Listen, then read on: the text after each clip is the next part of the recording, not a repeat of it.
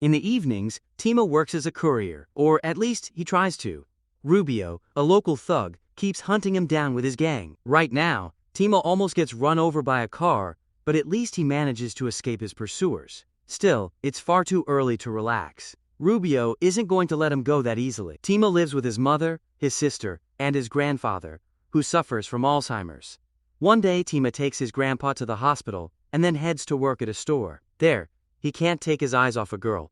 While ringing him up at the register, she suddenly wishes him a happy birthday. It turns out Raquel is his sister Lola's friend, and this little surprise is Lola's gift to her brother. Every evening ride is a challenge for Tima, and this time, luck isn't on his side. He finally falls into Rubio's hands. The gang wants all his money. Tima clenches his fists, which only makes the thug laugh. Rubio punches him in the stomach just as a police car pulls up. Rubio helps his victim back to his feet and promises he'll get him again. When Tima gets home, he hears his grandfather playing a birthday tune outside. Family and neighbors have thrown him a surprise party. They give him the scooter he's dreamed of for so long. Tima is also officially introduced to the beautiful Raquel. That same week, they start dating. One evening is going perfectly, until Rubio and his buddies approach them in the parking lot. The jerk starts harassing Raquel. Tima steps in and gets punched in the face. Rubio even raises his hand against Raquel. Rubio grabs her by the throat, while Tima freezes in place. The thug throws Raquel aside and forces Tima to hop on one leg. Then Rubio snatches Raquel's purse and dumps everything out. Tima obediently hands over the keys to his scooter. Raquel can't believe what she's seeing. She grabs her purse and runs away. Tima hops a little longer and takes a brutal punch to the jaw. Rubio is thrilled with today's prize and rides off on the brand new scooter. As if that weren't enough, the gang records the humiliation and uploads it online. After that, a broken Tima barely leaves his room. Eventually, his mother convinces him to sit down at the table and eat with the family. Lola immediately calls the police.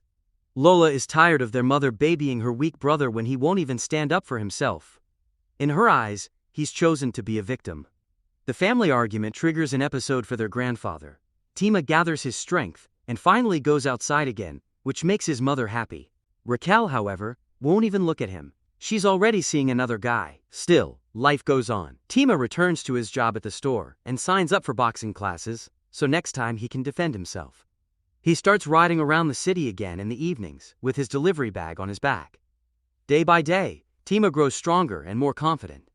He's had a limp since birth, and because of it, he was constantly bullied at school. As usual, Tima takes his grandfather to the hospital one day and suddenly hears a familiar voice.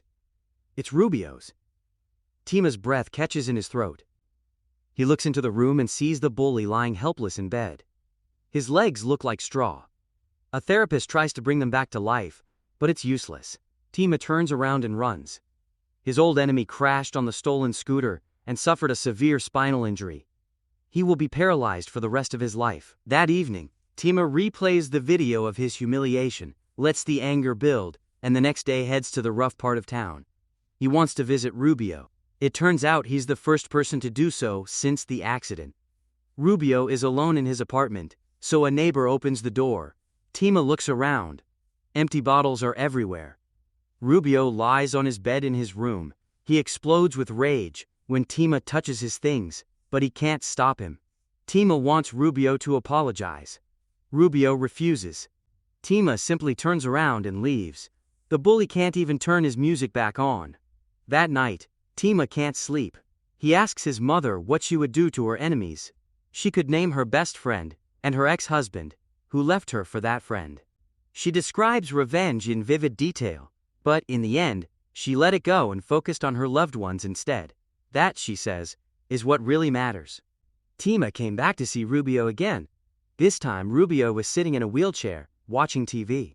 Tima told him they were going out for a walk, right now. And if Rubio kept acting like an asshole, he'd be rolling down the street naked. Tima pushed the wheelchair outside. He had already called everyone Rubio had ever hurt. Even now, Rubio kept insulting people and running his mouth. He spat in one guy's face and immediately got punched. Then the others joined in. They dumped the disabled bully onto the asphalt and started kicking him. Rubio laughed. He couldn't feel a thing. So one guy decided to humiliate him even further and was about to pee in Rubio's mouth. Luckily, the police arrived just in time, and the crowd scattered. Tima told the cops his friend had simply fallen out of the wheelchair and helped him back into it. Rubio ordered Tima to hit him. Instead, Tima apologized to his enemy. Rubio started rapping about weak little Tima, the loser he'd wiped his feet on his whole life. Tima didn't react at all. At that moment, Rubio's father came home. Rubio told Tima to hide under the bed. The drunk man burst into the room with his girlfriend and began messing with Rubio's hands, treating him like a toy. They laughed at how helpless he was. Rubio endured the humiliation until Tigre mentioned his dead mother. That finally broke him, and he burst into tears. After his father left, Rubio asked Tima to lift him onto the bed and leave him alone. This time, Tima didn't argue. Tima dreams of starting a small business, making and selling churros with his mom, so she won't have to work as a cleaner anymore. Later, Tima visited Rubio in the hospital. He suggested reporting the abuse by his father to social services, but Rubio told him to piss off. Then Rubio asked to be taken to the cemetery. Rubio explained that his mother had died of cancer. His father never helped her during the illness. He admitted he'd always liked Tima's sister, but even before, and especially now, he never stood a chance. Rubio wanted some time alone by his mother's grave. Meanwhile, Tima casually went through his personal things.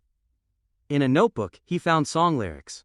Turns out, they had something in common: rap. Tima started beatboxing, and Rubio rapped about his miserable life with a tyrant father, a junkie, and a criminal. His mother had been everything to him. Tima taught his friend to say the word, please. Right now he's driving him back to his place, because Rubio likes his sister. Tima's mom was shocked to see her son's tormentor at the door, but she still set a place for him at the table. She even fed Rubio from a fork. When Lola came home, she called Rubio an idiot and demanded to know what the hell was going on. This was the guy who had tortured Tima since he was 9 years old. Eventually she calmed down and sat down to eat. Tima tried to explain.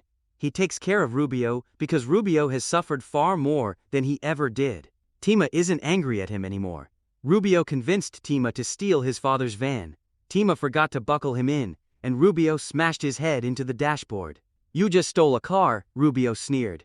You're just like me. They drove out to a lake. Tima often comes here to dream about opening his churros stand and freeing his mom from her hard job. That evening, Tima took Rubio to a nightclub. One girl even paid attention to him. All in all, Rubio had a great day. But later that night, Tigre attacked him, slapping him across the face. He covered his son's mouth and nose, demanding to know where the van was. Tima told him where it was parked, and Tigre ordered him to get lost. Tima dragged himself home, exhausted and uneasy. The next day, Rubio wasn't at the hospital. Tima immediately understood what that meant and ran to his place as fast as he could. He burst into the apartment and found his friend lying unconscious on the floor.